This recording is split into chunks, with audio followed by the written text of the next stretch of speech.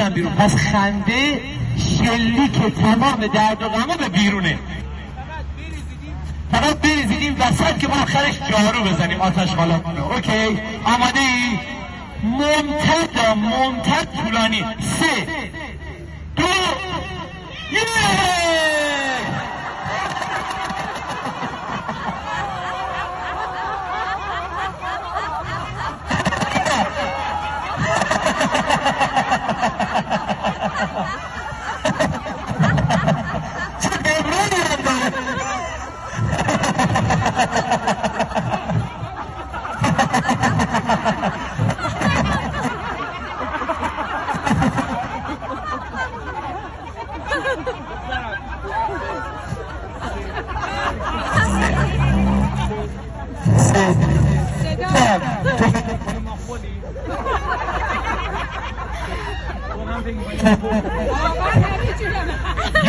نگاه میکنه انگار ما خولیم. فکر کنم فهمید ما دیوونه. خوب دقت کنید. ما تو میگیم من دیدم، خیلی میگن به چی بخندیم.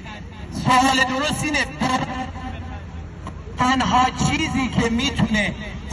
چیزی که میتونه چربی های سوخته شده و دردها و گرفتگی ها رو به آقای دکتر یعقوب نژاد عزیز رو تشویق کنید. یکی از اساتید خوب دانشگاه آقای دکتر یعقوب نژاد، برادرزاده استاد یعقوب نژاد. من الان در خدمت شما هستم.